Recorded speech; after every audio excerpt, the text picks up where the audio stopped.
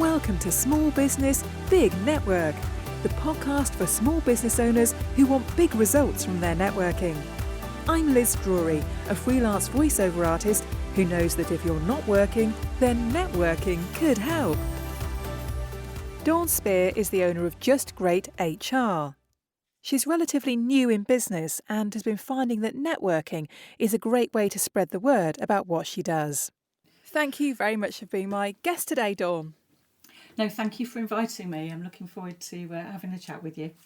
Now, Dawn, you're an HR specialist. Is this a field that you've always worked in, or something that you've come to more recently? I started off my working career in the armed forces. Actually, I was in the Royal Signals for 5 years. It's a long family history of being in the armed forces, and so I sort of followed in my father's footsteps and my brother's footsteps and my mother's footsteps. So I did that for 5 years, and then it was time. I wanted to do something different. So I came out of the forces and I retrained, and I just started working in admin, just sort of general admin really, and then I was quite good at that. You know, I'm quite organised. I'm very good at sort of keeping other people on their toes as well, and keeping them organised. And so the natural sort of progression for me was to move into being a PA. So I've worked for various levels of people as personal assistant, and for me, I consider I've worked my way up to being PA for the CEO of a telecoms and technology company. Yeah. I did that all in all for about 10 years or so, working for the same chap actually in 3 different organisations, very much in the technology space. So IT, telecoms, more latterly sort of cloud services. So definitely in the technical space. Yeah. I don't know. I was reaching my 40th birthday and decided that I didn't want to be a PA forever. So I'd always been involved in HR work at that level. You tend to deal with any sort of difficult conversations that are coming along. Yeah. And recruitment and interviewing and what have you, headhunting people. So I thought, well, I'll retrain. So I took my CIPD qualification. That's the qualification. That's the governing body for HR and L&D. So I took my qualification and gradually moved into HR within the same business. So I was in that business for about 15 years altogether, just shy of 15 years. Worked my way up. So literally set up the HR department from nothing. The financial controller there, had some contracts and some basic letters and that in place, but effectively I set the whole thing up. So definitely a learning curve. It's been absolutely brilliant. I've really, really enjoyed it. I just have a natural interest in people. Yeah. From all aspects. It's not. I think some people think that.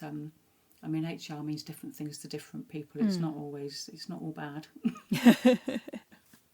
And at what point did you decide to become self-employed? Well, I left the last company at the end of last year, and took a few months off really just to think about what it was that I wanted to do with myself. Again, I'm coming up to one of those big birthdays. This seems to be how my life's going. So big decision, big birthday, big decision. Changing my my kind of lifestyle as well. I just really want to do something that I enjoy doing. I really love working with people, lots and lots of different people from different backgrounds. And I thought, well, the only real way to do that is to work with multiple different businesses and different types of people. And so I kind of went, well, I will start my own business then. So how hard can it be? Well, how hard can it be? I mean, so after you took that kind of leap of faith and set up on your own, how did you get your first client? That was through a referral. Somebody I used to work with a few years ago. As part of an acquisition, so we worked quite closely together. So the previous company I worked for, they used to buy lots of other businesses, smaller businesses, and integrate them into the bigger company. So I was involved in one of those. I think it was 2015 or something like that. So this chap started his own business and was just about to take on an employee and didn't realise that he didn't actually know what he needed to do. He and his business partner were, although they'd been employees, they'd never actually taken anybody on before. So that was that. So he saw my LinkedIn post and got in touch. And so I've done a bit of ad hoc work for them. I've got another referral as well, again from somebody that I used to work with. So that seems to be how it's going. But I am aware that those referrals will probably dry up a little bit, and all of the conversations I've been having with established businesses seem to say the same thing. So I need to look at a bit more, marketing my business. Yeah. Now, obviously, you're still very new in business. How are you finding it being self-employed? Well, it's definitely a roller coaster. Yeah. Most people say that. I'd like to find another word for it, but no, it is a roller coaster. There are good days and bad days, and I think you shouldn't shy away from the fact that there are bad days. It's not the same as going into it every single day knowing exactly what it is that you're going to be doing that day. Yeah. And so I think it does take some resilience. I mean, you'll obviously be fully aware of that Yeah. yourself. It's that and the not quite knowing sometimes where the next month's wages are going to come from. It's not like someone's just depositing X amount of pounds in your bank account every 30 days. Yeah. It's the things I'm enjoying about it are actually the autonomy of choosing when and where I do things. Yes. And who I work with and maybe who I don't work with.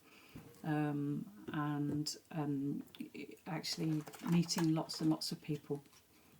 What kinds of businesses do you help, or do you like to help? Is there a niche that you're leaning towards? I like to work with technology businesses because that's my background. That's where I've been working for the last sort of 18 years or so, and I understand the kind of the jargon and also some of the pressures around, particularly around hiring people and retaining talent.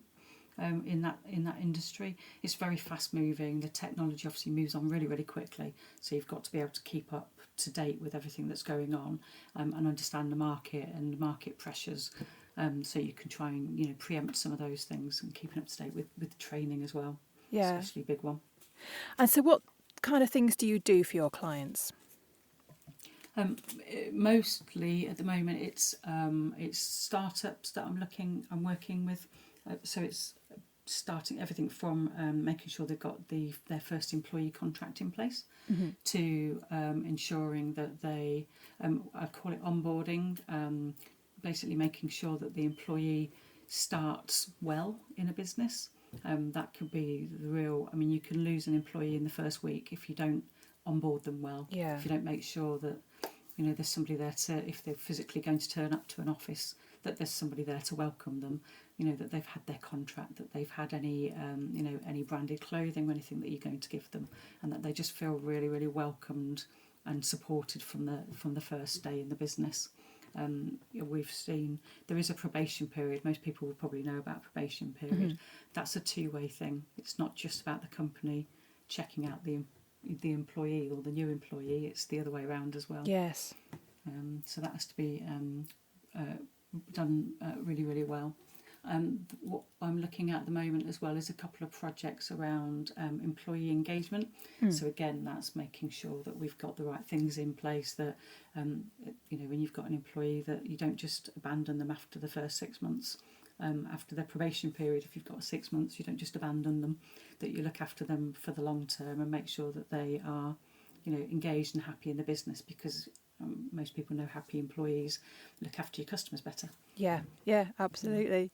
I love in your LinkedIn profile, it says that HR doesn't have to be stuffy and that you like to make it fun. So how do you make it fun, Dawn? By being really, really open and transparent. I've never subscribed to and lots of people do, HR, when HR walks in the room, people sort of look down at their shoes or turn away. I've had a few of those whilst I've been networking, and immediately I say to people, what did I say? What did HR do so that was so wrong to you? Yeah. in a previous life, because it's like accountants, isn't it? Accountants don't need to be stuffy, but they've just got this reputation, I suppose, and HR people, unfortunately, seem to have a similar reputation. So, like it to be fun. Yeah. Now, you mentioned networking just then. Is networking something you did in your previous roles, or is it something you've just started as a self-employed person?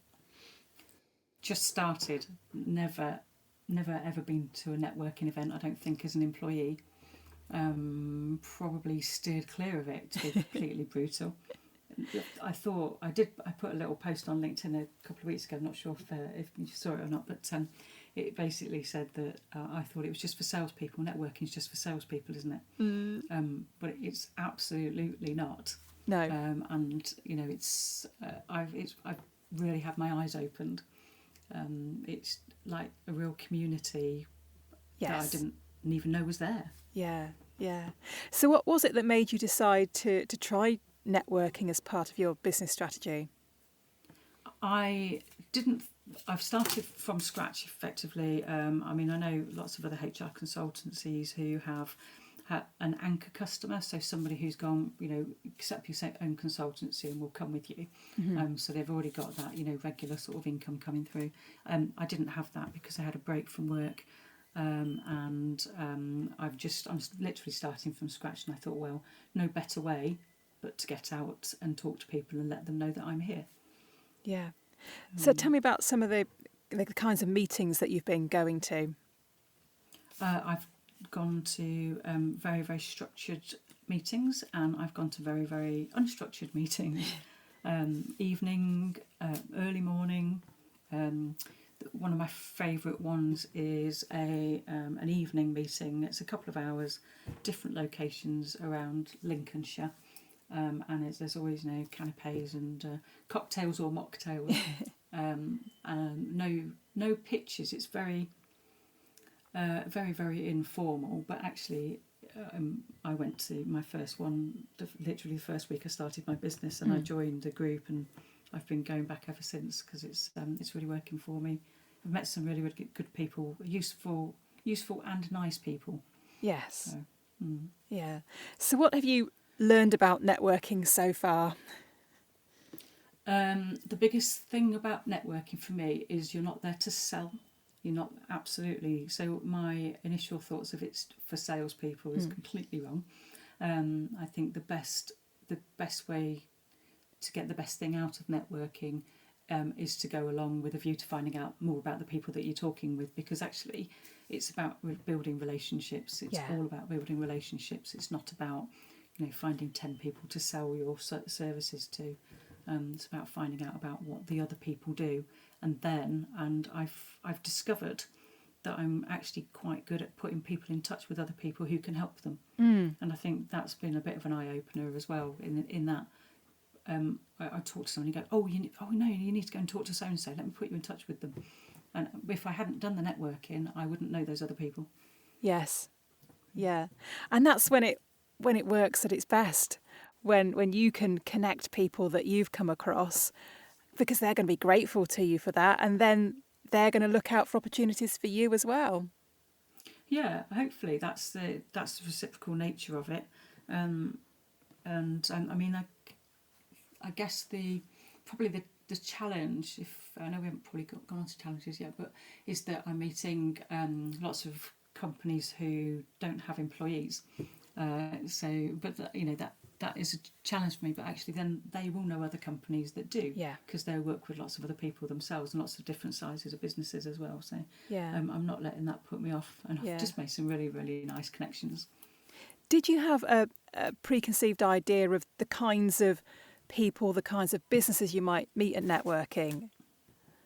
No, not at all. No, I went in with very much with my eyes open and just go, well, let's just see what happens here. I think I'm quite fortunate because of my my military background and having grown up. My father was in the forces for 20 odd years, so my entire life has been spent, moving around every sort of somewhere between 2 and 4 years.